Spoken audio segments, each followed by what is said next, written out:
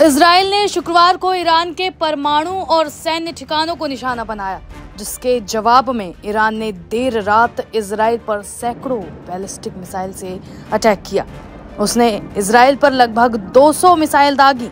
इन मिसाइलों की रडार में इजराइल के रक्षा मंत्री से जुड़े दफ्तर भी थे।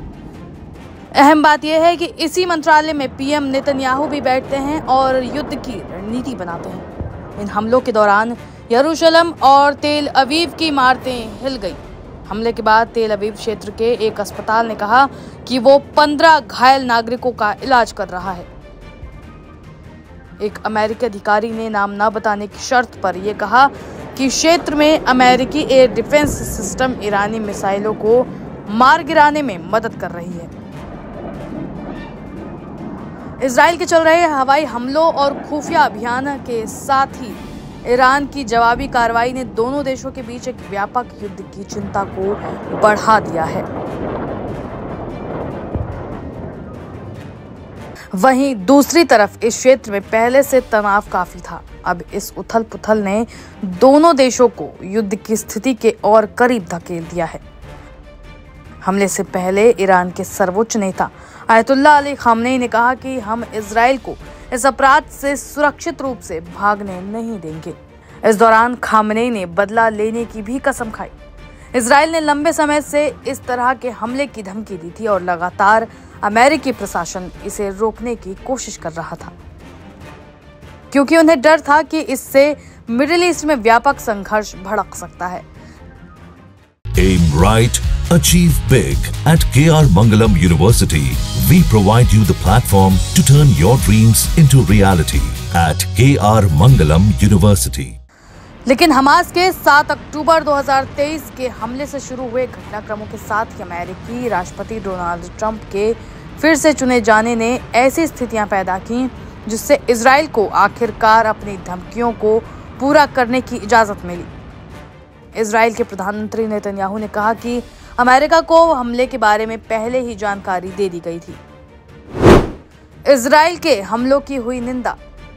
गुरुवार को ईरान के परमाणु हथियार विकसित करने से रोकने के दायित्वों का पालन न करने के लिए संयुक्त राष्ट्र के परमाणु निगरानीकर्ता ने निंदा की थी। वहीं कई देशों ने इजराइल के हमले की निंदा की, जबकि दुनिया भर के नेताओं ने दोनों पक्षों से तत्काल तनाव को कम करने का आह्वान किया है। इस हमले के बाद ईरान के अनुरोध पर राष्ट्र संयुक्त सुरक्षा परिषद ने शुक्रवार दोपहर को एक आपातकालीन बैठक निर्धारित की। परिषद को लिखे एक पत्र में ईरान के विदेश मंत्री अब्बास अरगची ने अपने अधिकारियों और वैज्ञानिक की हत्या को राज्य आतंकवाद कहा और अपने देश की आत्मरक्षा के अधिकार की पुष्टि की। बता दें कि इजराइल की सेना ने कहा कि लगभग 100 टारगेट्स पर हमले में लगभग 200 विमान शामिल थे। नाम ना बताने की शर्त पर बात करने वाले 2 सुरक्षा अधिकारियों के मुताबिक इसकी मोसाद जासूसी एजेंसी ने समय से पहले ईरान के अंदर विस्फोटक ड्रोन और सटीक हथियार तैनात किए और उनका इस्तेमाल तेहरान के पास ईरानी एयर डिफेंस और मिसाइल लॉन्चरों को निशाना बनाने के लिए किया। इजराइल ने जिन प्रमुख स्थलों पर हमला किया उसमें नतांज में ईरान का मुख्य न्यूक्लियर प्लांट भी शामिल था। इजराइल ने कहा कि उसने इस्फहान में एक न्यूक्लियर रिसर्च सेंटर पर भी हमला किया है और कहा कि उसने पश्चिमी ईरान में दर्जनों रडार प्रतिष्ठानों और सतह से हवा में मार करने वाली मिसाइल लॉन्चरों को नष्ट कर दिया है।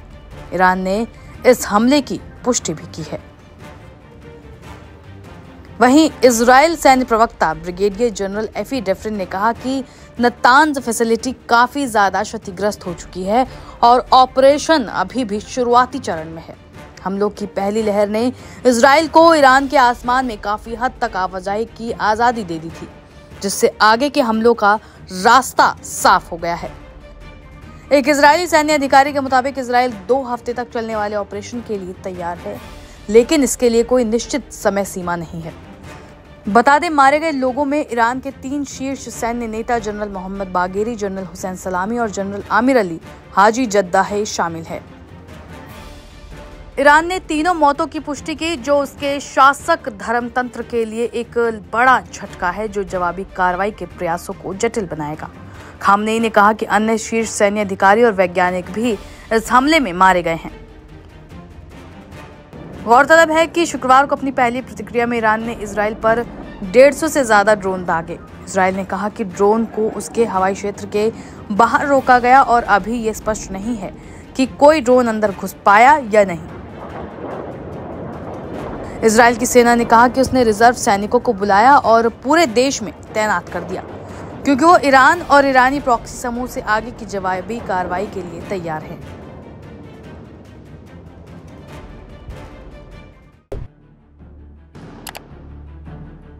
ईरान के सुप्रीम लीडर, जिन्हें वहां रहबरे मुअज्जम कहा जाता है, इमाम सैयद आयतुल्लाह अली खामनेई ने शुक्रवार सुबह ईरान पर हुए इस्राएली हमलों को बेहद दर्दनाक और भयानक बताया है। इस्लामिक रेवोल्यूशन के लीडर ने कहा कि इस्राएली रिजीम ने ईरान को घाव दिया है और आधी रात को मारा है।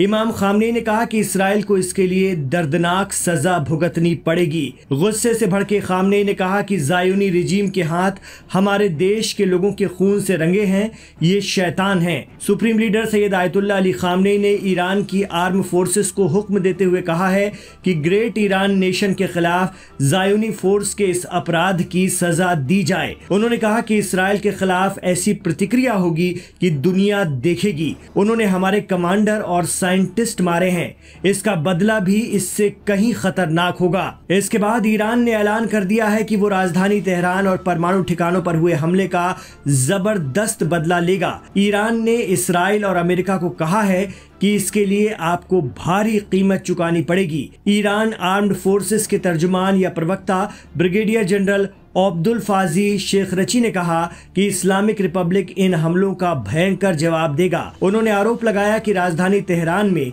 रिहायशी इलाकों को टारगेट करके हमला किया गया है। ईरान ने आरोप लगा दिया कि अमेरिका के सपोर्ट से इस्राएल ने ये हमले अंजाम दिए हैं। ईरानी आर्म फोर्स ने इस बात की तस्दीक भी कर दी है कि इस्राएल के हमलों से राजधानी तेहरान में इमारतों और अलग अलग जगह पर काफी जानें गई हैं। चश्मदीद बता रहे हैं कि राजधानी में महिलाओं और बच्चों की लाशें यहां वहां बिखरी देखी गईं। Aim right, achieve big. At KR Mangalam University, we provide you the platform to turn your dreams into reality. At KR Mangalam University. वहीं इस्राएल कह रहा है कि हाल के वर्षों में कट्टरपंथी ईरानी शासन ने इस्राएल राज्य के विनाश को केवल एक आदर्श ही नहीं बल्कि एक अनिवार्य आदेश के रूप में अपनाया। इस शासन के नेताओं ने बार बार सार्वजनिक रूप से और स्पष्ट तौर पर इस्राएल के विनाश की मांग की। इस्राएल का आरोप है कि ईरान विश्व का सबसे बड़ा राज्य प्रायोजित आतंकवाद समर्थक देश है और कई सालों से ईरानी शासन ने अपने घोषित उद्देश्य इस्राएल के विनाश को लागू करने के लिए बड़े पैमाने पर सैन्य निर्माण में निवेश किया। इस्राएल का कहना है कि ईरान का शासन एक व्यापक और गुप्त परमाणु हथियार कार्यक्रम को बढ़ावा दे रहा है, जबकि विश्व से धोखाधड़ीपूर्ण तरीके से बातचीत करता है और कूटनीतिक प्रयासों का दुरुपयोग कर रहा है।